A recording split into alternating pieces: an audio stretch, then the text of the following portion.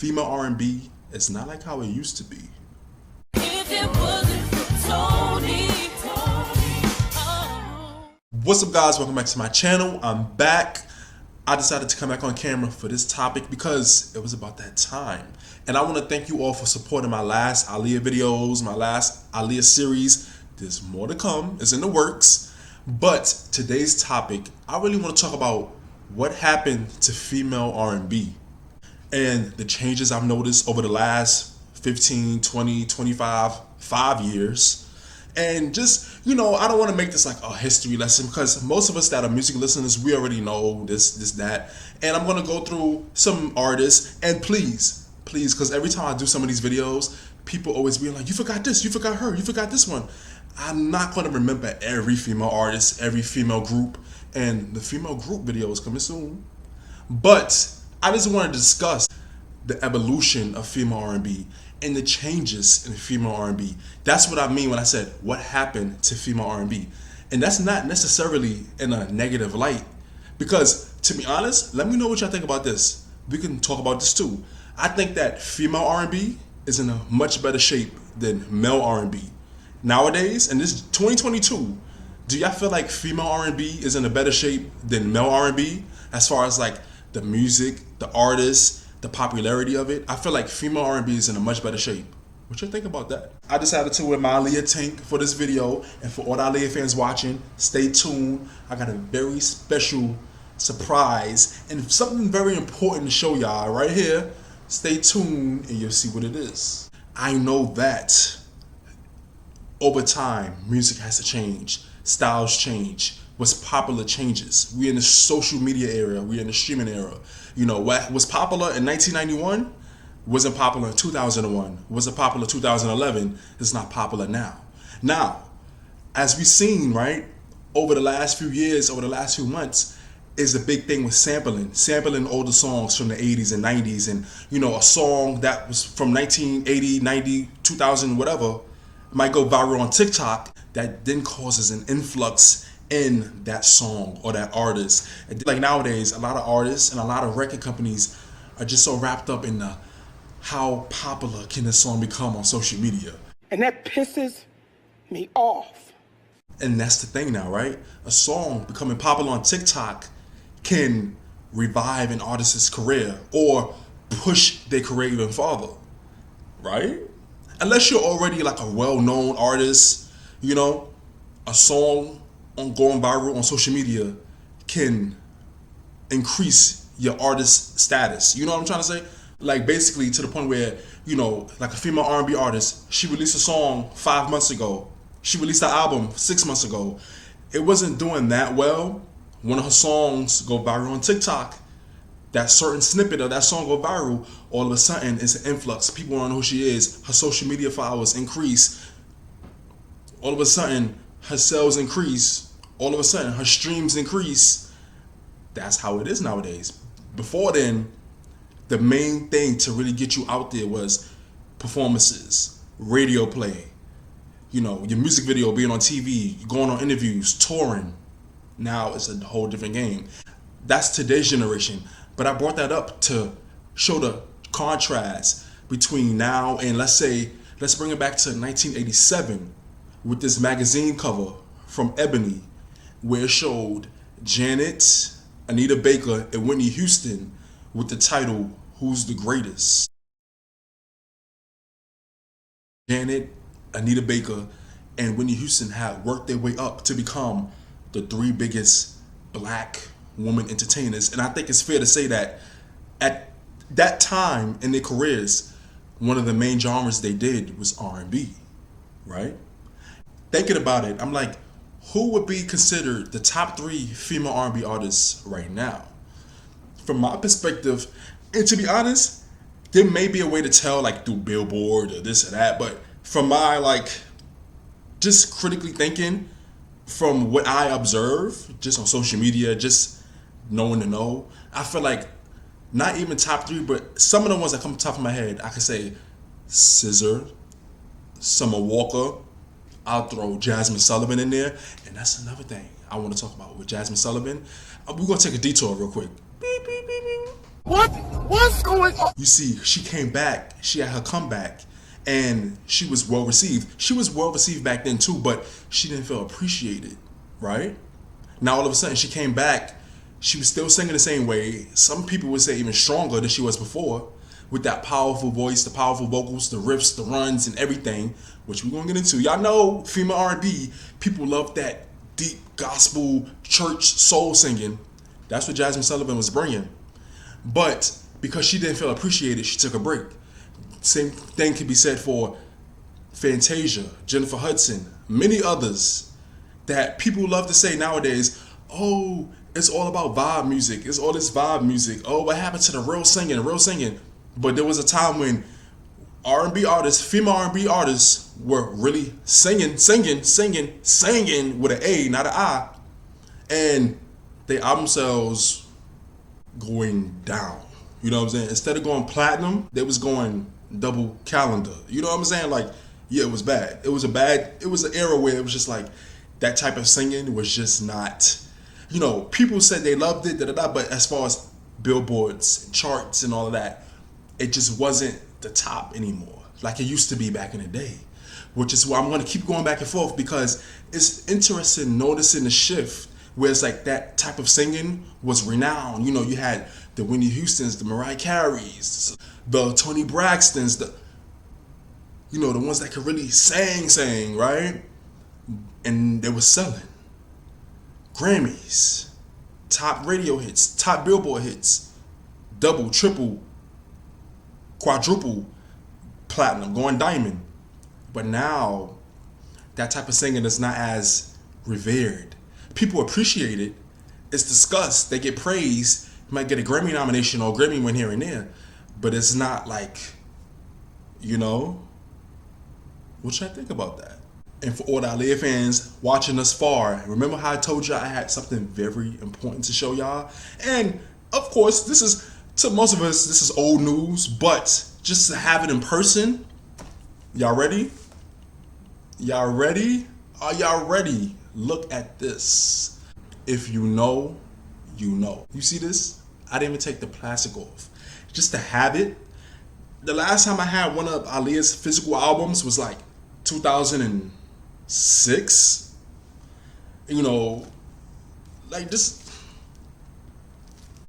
was just a nice Easter egg for all the Aaliyah fans watching. I can't wait to see what else they got coming. Now, onto the video. And please guys, bear with me. This is coming straight off my dome. I want this to be like a natural discussion. I don't want it to be so rehearsed.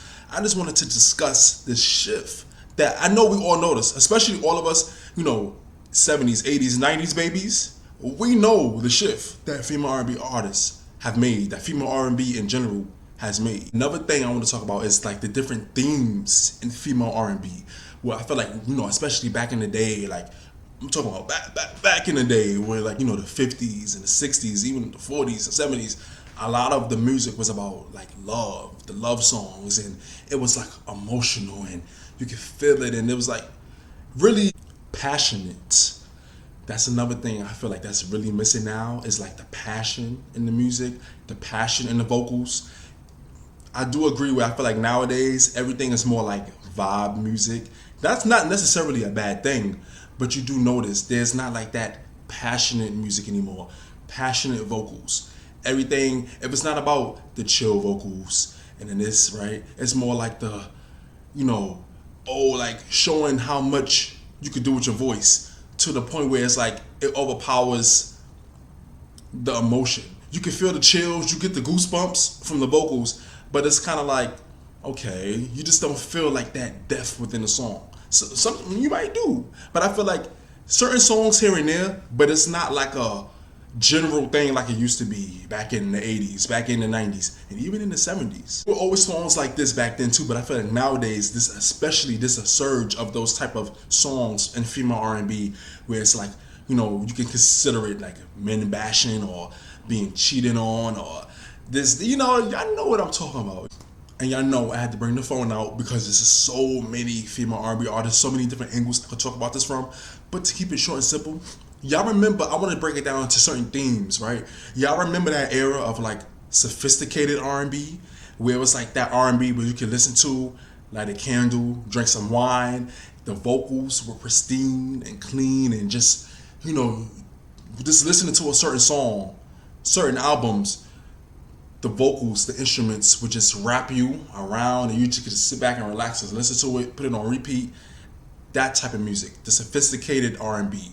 And I feel like female R&B artists that had that sophisticated R&B was like Phyllis Hyman, Angela Bofield, Patti LaBelle, Anita Baker, Minnie Riperton, and even, you know how they say Blue Eye Soul, you know, white female R&B artists that had like that strong R&B voice, Tina Marie. And that's another thing. I feel like Tina Marie is really underrated. And I feel like not because she's a white R&B artist, right? And you know, everybody knows she was with Rick James and everything, but I feel like when the discussion of R&B comes up, she's not really mentioned, but I've dove into some of her albums, especially Irons in the Fire, and she is amazing. And the fact that she wrote and produced most of her music, if not a large percentage of her music. So this is just my suggestion. Anybody listening, really try to listen to Tina Marie's discography. I'm just saying. And along with that sophisticated R&B, you can even think about Toni Braxton, and I felt like she was in the bridge between like the sophisticated R&B, but then it's like the R&B pop, and that's another thing. And let me know if y'all want me to make a video about this, where like female R&B artists and going the pop route, where it's a difference. To me, it's a difference between like Britney Spears type of pop and like R&B type of pop, where it's like sometimes I feel like some music critics and just like the overall perception of it, it's just like, what is pop? You know, pop doesn't always have to sound like Britney Spears or Katy Perry. You know, because just think about it, pop is popular music. Most popular music derives from black music.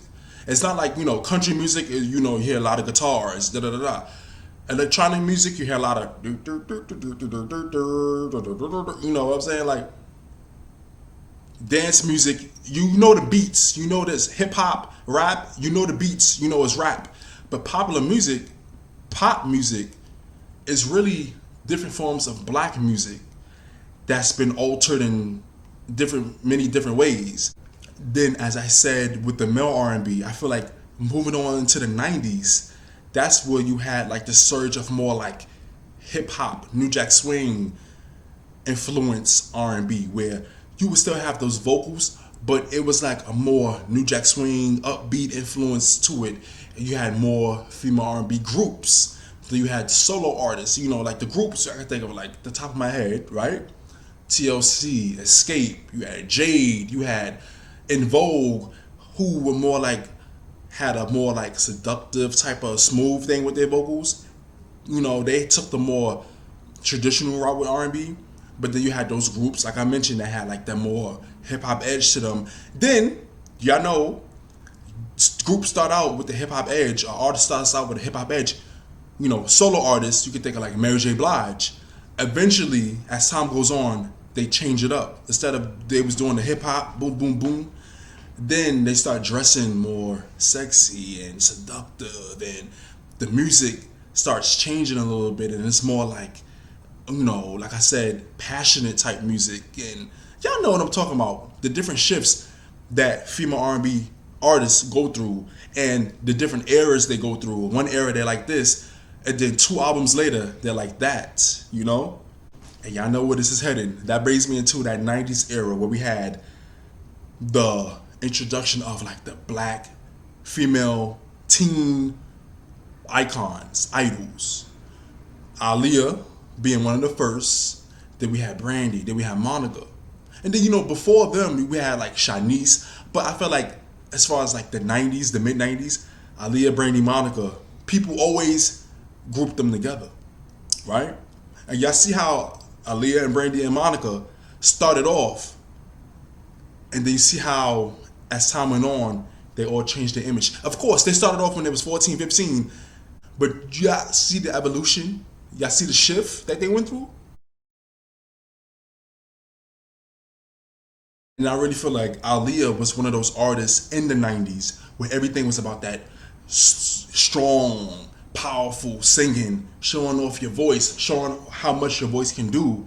Aaliyah was the one that introduced, or not introduced, but she popularized more of the subdued vocals, the smooth vocals, over jazzy beats, hard beats, especially when she did One in a Million, innovating what R&B can be, what R&B sounds like. When you had like Brandy and Monica, who since the beginning were always trying to show off how strong their voice is, and as they got older, their voices developed. Each one of them, Aaliyah, Brandy, and Monica, you can see the growth within their vocals and within their artistry and within their creative outlooks and music videos and just everything, their image and everything. Also earlier, I forgot to mention Sade, which I feel like Sade is in a category of her own, where I feel like she fits like the sophisticated R&B, but she has like the jazzy type R&B. You know what I'm saying? That she has like that soul, euphoric, her music just puts you in a euphoric state, that type of R&B. An artist who bridged the perfect gap between R&B and hip hop, Lauryn Hill. I mean, come on. Do I need to say any more? And then you can even going into like the 90s, 2000s, I feel like, that they say the blue-eyed soul. She was known as a pop star, a pop singer, but she had those R&B type vocals. Christina Aguilera, And then we also had Maya, who came, and that's another thing. With Maya, I want to talk about like how, especially with R&B, this is more about singing, but it became about like, throughout, especially I feel like in the 90s, becoming a whole package. You know how to sing, you can hold a note, you know how to sing, but you also know how to dance. You have a certain image. You can perform on stage, you can perform live, giving a show, not just standing still and singing, walking back and forth singing, standing with a spotlight on you singing. You can sing and dance at the same time, that type of thing. That's more like pop star-esque, but as an R&B artist, knowing how to move a crowd, get the crowd excited, especially when you do more up-tempo songs, mid-tempo songs. And I feel like Aaliyah was great at that. I feel like Maya was great at that. Eventually, over time, Brandy and Monica became great at that. Mary J. Blige, even though Mary J. Blige is not a dancer, she was always great. Y'all ever watch a Mary J. Blige performance from back in the 90s? She was great at hyping up the crowds. The crowds went crazy for her.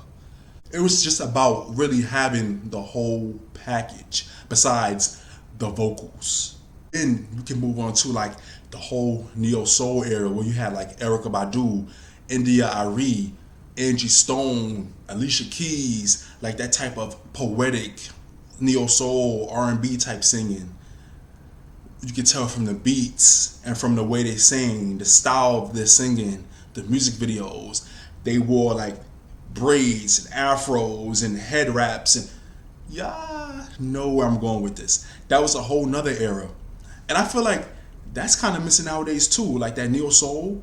Maybe, you know what? It might not be missing. It's just not as mainstream as it was in 2001 when Alicia Keys came out, or like when Erykah Badu came out. Do y'all miss that neo soul type music? It's out there. Even on my Spotify, on shuffle, a few songs will come on and I'm like, oh, this is from 2021? That type of music is out there. It's just not mainstream like it was back then. Then, of course, we get into the 2000s where you had Beyonce, you had A. Marie, you had Ashanti, you had Sierra, and they each brought different flavors to R&B. And that's why I say it's that borderline thing with the R&B and pop. And then another thing I want to address, I addressed this in other videos, but for this video, I really want to talk about it. Y'all remember how one of Aaliyah's name, her monikers, is the Princess of R&B, but then she's also called the Queen of Urban Pop. What exactly is urban pop? You know what I'm saying? What is urban meaning black? Because she's a black artist, black pop music. She can't just be the queen of pop. She's the queen of urban pop. When I said, what exactly is popular music? When all of it is derived from black music. But that's a whole nother video that's coming soon. You know, we had Keisha Cole, and you had that era of, you know, Fantasia and Jennifer Hudson. Like I said, it was an era where that type of music was doing good, but over the years, it kind of like dwindled down and it wasn't selling. And you see, like, Fantasia went to like Broadway. She did The Color Purple. Jennifer Hudson, she went more into acting because music wasn't really paying the bills like that, if you know what I mean. So it's just interesting to see how, like, now it's this shift where, like, fast forward into now, a lot of people are like, oh, I'm so tired of this vibe music, these lullaby vocals, these whisper vocals. I want real singing back. But then when real singing comes back, that deep singing from the gut, you know, like you gotta, all that type of singing, you singing from the gut, you doing riffs and runs and holding notes and all that. Oh, that sounded good.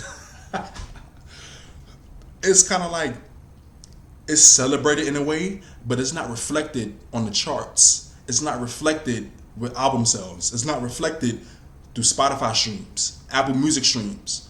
So that's always been interesting to me.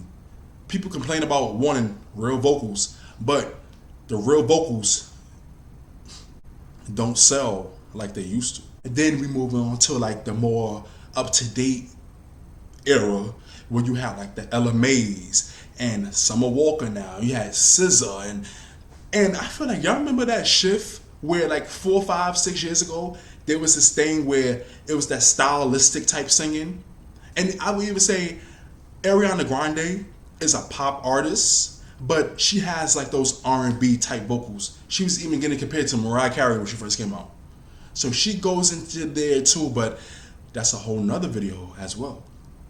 But back to what I was saying, y'all remember where there was that whole era of that stylistic type singing where all of these newer R&B artists tried to sing with that type of accent, with that album, all that type of singing. It's just like, just sing the song. Why are you breaking down each syllable?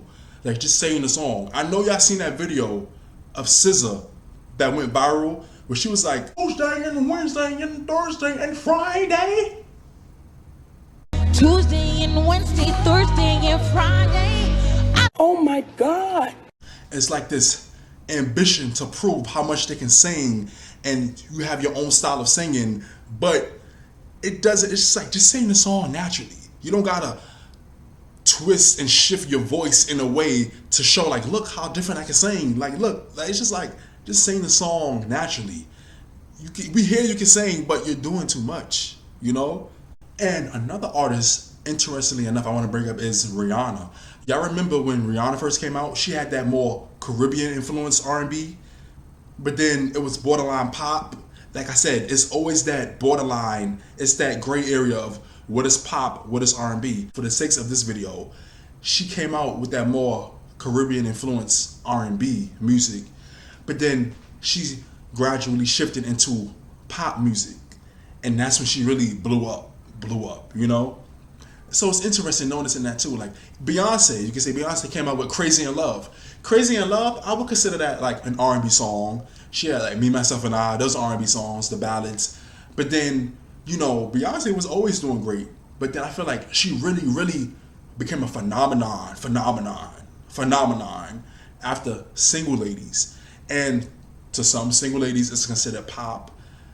It could be considered R&B, but seeing how female R&B artists have changed and what type of songs really blew their careers up.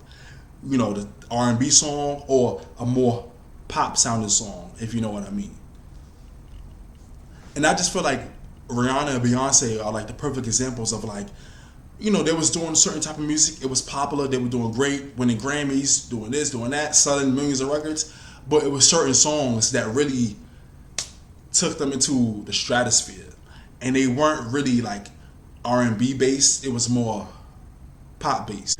Going back to what I was saying about the vocals, I feel like, I know that's rhythm and blues. That's the basis of R&B, especially from female vocalists, hitting that sweet spot with the listeners, having like an orgasm where like you hear a certain note. You know, they used to call it back then, probably still do, the money note, where it's like the climax of the song, hitting certain notes that's just like, yes, I love this, I want to hear it again. Or, you know, y'all know what I'm talking about. Or a lot of it is just having certain harmonies, staying on key, and just having like a feel-good song, like, you know, back in the day with the Supremes, where they had Baby Love and those type of songs.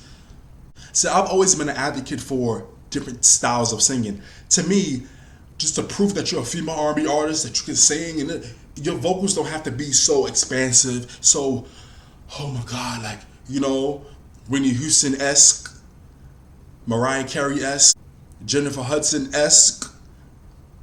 But you have to prove that you can hold a note. You sing live, you sound good, and I feel something from the song. You don't have to be singing like, ah. Like when I hear the song, I feel something from it. I feel like that's what R&B is. Rhythm and blues, that's the breakdown of the word R&B. Even with this vibe music, the Summer Walker-esque type music, you listen to the song, whether it's the lyrics, whether it's her vocals, whether it's the production or everything all together, you feel something from the song that makes you want to listen to it over and over again. I feel like that's the key. Because, you know, with pop, it's more like having a hook that's addictive or having a hook that's catchy. But with R&B, it's more like the emotion behind the song. That's why I feel like rhythm and blues dealing with emotion, rhythm dealing with the instrumentation and the vocals, the vocal arrangement, production, rhythm and blues, having emotion, feeling something from the song in an emotional way.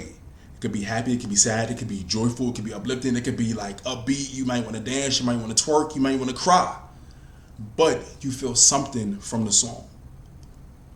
And speaking of female R&B artists today, I feel like there's a lot of female R&B artists that are underappreciated, and they have a fan base, they have their social media presence, but like I said before, it's not reflected in Billboard and Grammys. That stuff doesn't matter, but ultimately that does measure how successful a song is, how successful an artist is. So I feel like artists like Seven Streeter, she makes great R&B music, but she doesn't get half the attention I feel she deserves. Even Tiana Taylor, people know her from My Sweet 16 and this and that, but she makes great R&B music too. Like, I listened to some of her album on Spotify and I was like, wow, she has that nice, smooth vibe. You can tell she's influenced by Aaliyah. Seven Streeter too, they're influenced by Aaliyah and other artists of the 90s. And I just don't feel like they get enough attention. And you know, another artist I recently got into, y'all know the artist, female R&B artist, Money Long. Her song Hours and Hours, and I'm really trying to get into her latest album, her latest project that she just released. I'm like, wow. It came on YouTube Shuffle. It came on, like, you know how you watch a YouTube video and you get like a recommended. I listened to it because I kept hearing people talk about it. And no, I think it was becoming popular on TikTok, like I talked about in the beginning of the video. So that made me just want to go listen to the whole song. And I'm like, I really like this. And a few artists like Ella Mai, Summer Walker, they have some songs I like. SZA, she has some songs I like. But very rarely am I hooked on one of the latest female R&B artists. They have a few songs I like, but you know, back in the day, you had an artist, a female R&B artist that you just like, you know, you follow, like, you really appreciated the artistry. You wanted every project release, every album drop, every single release, every performance, every this, every that. You was hooked on them. Nowadays, it's more like here and there I might like a song, but I go back to the 80s, the 90s, 2000s, 2010s. And to wrap it all up, I know that was kind of sporadic. It was all over the place, but I felt like I made a point, and I made several points within the evolution of female R&B, the shifts and changes in R&B, specifically female R&B. And I just wanted to ask y'all, what do y'all think happened to female R&B? Did it change for the better? Did it change for the worse? Are you neutral about it? Who were your favorite female R&B artists or groups back in the day? And who are some of your favorite female R&B artists out right now? I'm talking about like they're new, they may have been in the game for a few months, a few years. Like the newer female R&B artists, who are some of your favorite R&B artists out right now? What are your favorite songs from them? Let's discuss this down below in the comments. Let's get this discussion going. What do y'all think happened to female R&B? And do you think it changed for the better or the worse? And do you think that female R&B is in a better shape than male R&B? Because I do. Do you agree with me? Why or why not? And with this current generation and the future generations, from your predictions, where do you see female R&B going in the future? Please don't forget to comment, like, subscribe, and hit the notification bell. Thank you for watching and listening. I'll see y'all in the next video.